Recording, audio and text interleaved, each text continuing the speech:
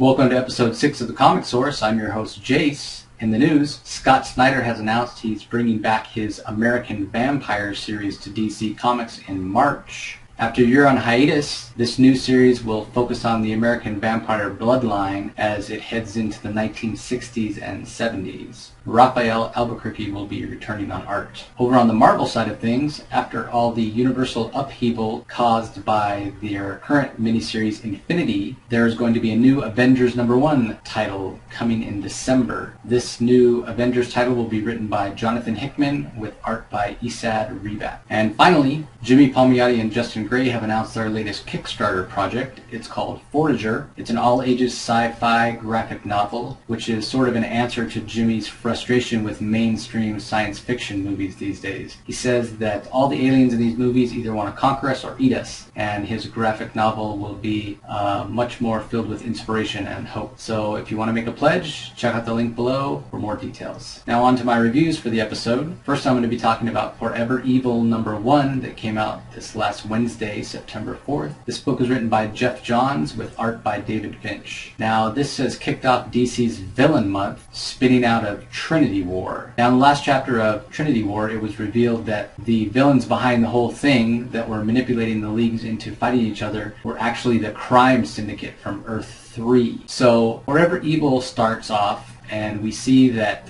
the crime syndicate has taken over all communication on Earth. Everything is on blackout. They're the only ones that are able to communicate through any sort of telecommunication. They send their members out to break into all the super villain prisons and kind of set all the super villains of the DC universe free. They call them together for a big gathering. They state that we're the crime syndicate, we're taking over this world, people in our world stopped respecting us, so we destroyed it. We looked for a new world to take over, and this is the one we picked. They also claim to have killed the Justice League, which we didn't see. The last scene of Trinity War was them popping out of the Pandora's box and saying, "Hey Justice League, guess what? We're here." But we never saw the big fight, so we're not sure if their claims of them killing Justice League are true or not, but they definitely seem to be powerful and a force to be reckoned with. As a way to sort of prove their power to the villains that they've assembled, they've showed that they've captured Nightwing and they unmask him and reveal his secret identity to all the villains, claiming that they're going to kill any family or friends of Richard Grayson. So my thoughts on the first issue: the art by David Finch is top-notch. He does a great job handling multiple characters in a lot of the panels. When it comes to drawing the members of the crime syndicate themselves, Finch does a great job of making them resemble their heroic counterparts, but they look appropriately menacing. The story crafted by John so far definitely raises a lot more questions, and we have very few answers. It's not necessarily a 100% original idea. He's treading on some ground and covering some ideas we've seen before, but Johns does a good job of breathing some fresh life into these ideas with some great pacing and storytelling from panel to panel by Finch. Lex Luthor really shines in this issue. Johns devotes a lot of time to kind of fleshing out where Luthor is at in his head right now, and it definitely seems as though Luthor may gather the DC villains to his side to save the world from the crime syndicate, because basically Luthor is probably not willing to share this world. It's going to be a wait and see. So far it's off to a great start. Second issue of Forever Evil comes out on October 2nd. Now for my next review, I'm going to be doing a spotlight on the Absolution titles from Avatar Press. The first is Absolution, which was released from June through December of 2009, and the second is the sequel to that, Absolution Rubicon, which is currently being released. Now, both these series were written by Christos Gage. The first initial series, the art was done by Roberto Villacava, and the current series is being drawn by Daniel Gattei. Now, the main character of the story is named John Dusk, and he has the power to generate what he calls an aura. It's almost like a Green Lantern type power set.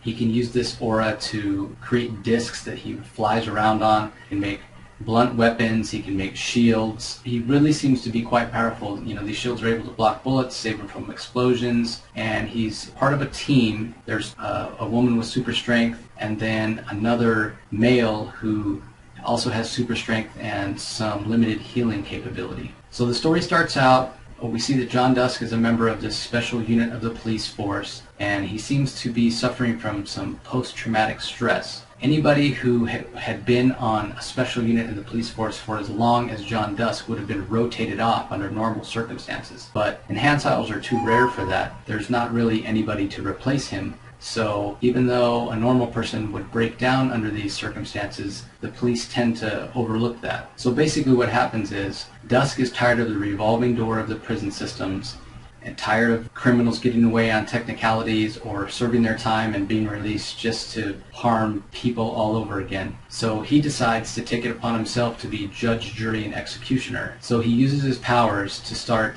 killing these people that he deems a danger to society. As the series goes on, we see Dusk struggle with the right and wrong of what he's doing. Once he's discovered by sort of a supervillain genius, he really is kind of stuck between a rock and a hard place on what to do next. Now, in order to talk to him, the supervillain had allowed another enhancile, a very violent and volatile enhancile, to escape. That enhancile goes to Dusk's partner's house and kidnaps her children and kills her husband. Ultimately, Dusk feels responsible for this. If the supervillain genius technocrat hadn't used the volatile enhancile as a distraction, then these children would be safe and the husband would still be alive. This is sort of the final straw for Dusk, and he decides he can't hide what he's doing anymore.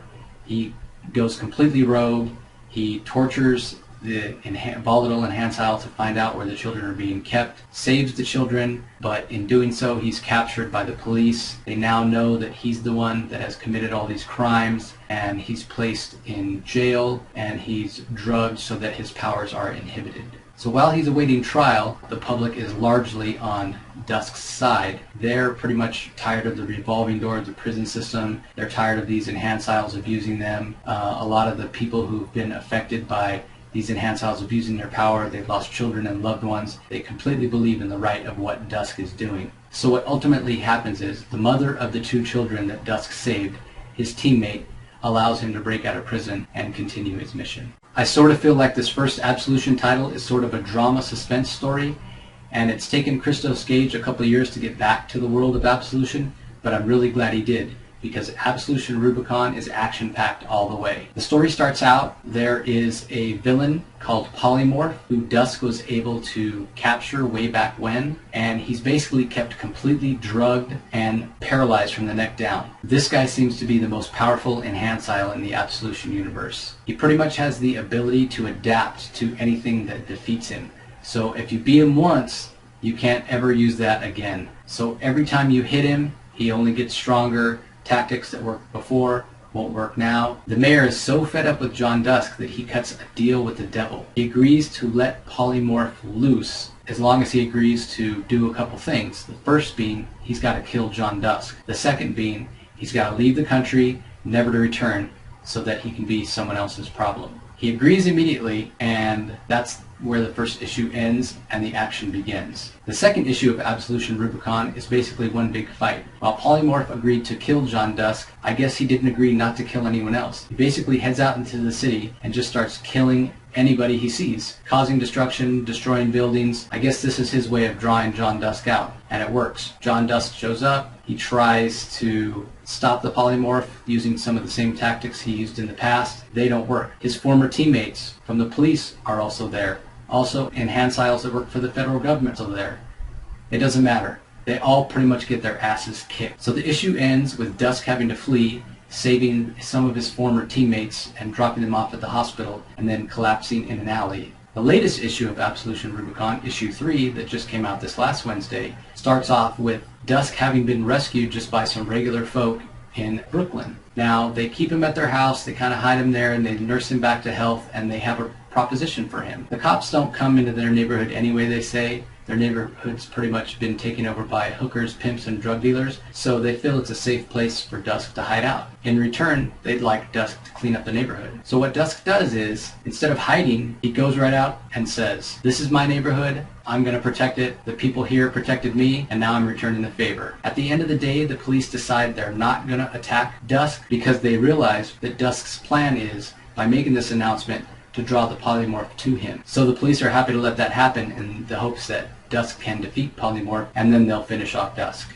The real strength of the story that Christos Gage has created is the questions that it raises. I find myself wondering what I might do if I was in John Dusk's position. I mean, these are problems we face in our own society with those that are charged to protect us abusing their power. So for the first series, Absolution, I give it 8 out of 10 stars. For the second series that's currently being published, The Extra Action, gives it 1 more star. I'll give it 9 out of 10. You can pick up Absolution, the first series, on Amazon in trade paperback form, or you can go to the Avatar Press website, which is avatarpress.com, where you can also pick up the trade paperback there, or they have all the individual issues still for sale for cover price. Also, you'll find all 3 issues of Absolution Rubicon that have been released so far. So I want to thank you all for watching. Join me next time when I talk about Justice League 7.1 starring Deadshot, Infinity #2 from Marvel, and Quantum and Woody #3 from Valiant Comics. I'll see you then.